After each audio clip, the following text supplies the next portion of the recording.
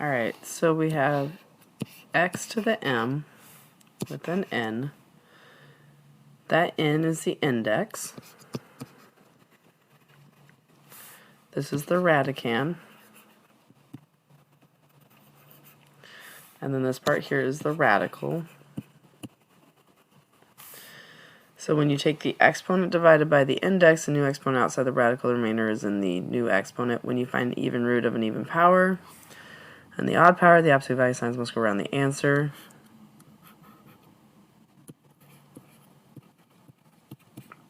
We will not be doing this. And if the index is not written, it is automatically a 2. A radical expression is in simplified form when the following conditions are met. The index n is as small as possible. The radicand contains no fractions, and no radicals appear in the denominator. So with that, what we're going to do is we're going to simplify some of these. So to start, I'm going to take y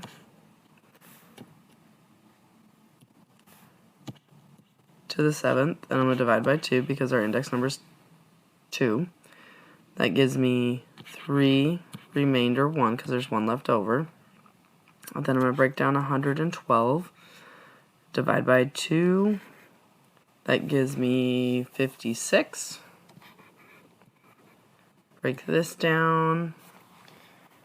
We could do many different numbers. I'm going to do 2 again. That would be 28. 4 and 7. 2 and 2. Whoops.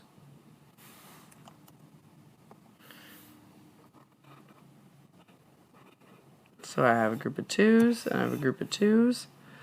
So 2 times 2 is 4. So my answer would be 4y cubed square root of 7y. Doing the same thing again, I'm going to go do number 3, which is the 4th root.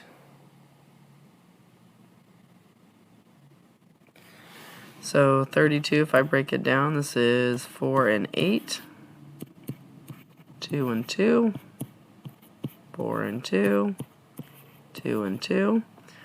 So I need a single group of 4 2's because my index number is 4. I'm going to take g with the 16, divide that by 4. That gives me 4 remainder 0.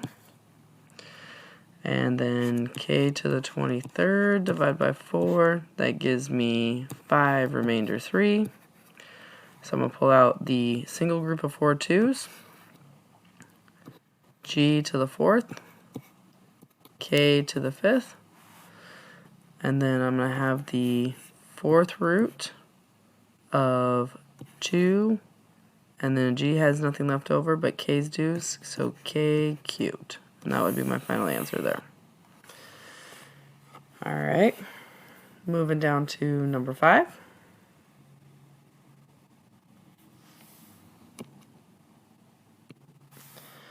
Number 5 is 27. Now it's negative and it's an odd root, so since it's an odd root and it's negative, I'm going to have a negative in my answer.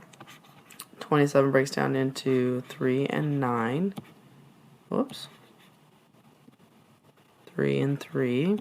There's a group of 3's. So I'm going to pull that out. And then I have z, which is 15 divided by 3, which gives me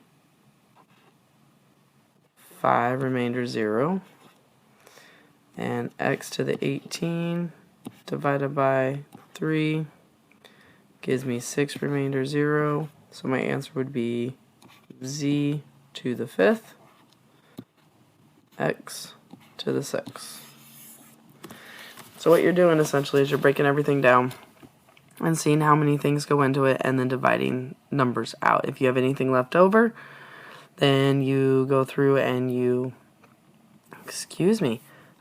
break them down. And then your index number is always telling you how many things you need. So for example, on number 10, this is 16 and 3, 4 and 4, 2 and 2, 2 and 2. Here's a group of 4 2's. 3 does not have any friends. That make a perfect group of 4. 8 divided by 4 gives me 2 remainder 0. Z 13 divided by 4 gives me 3 remainder 1. So I'm going to have a 2 v squared z cubed, and then I'm going to have the fourth root of 3z. And then that's your final answer.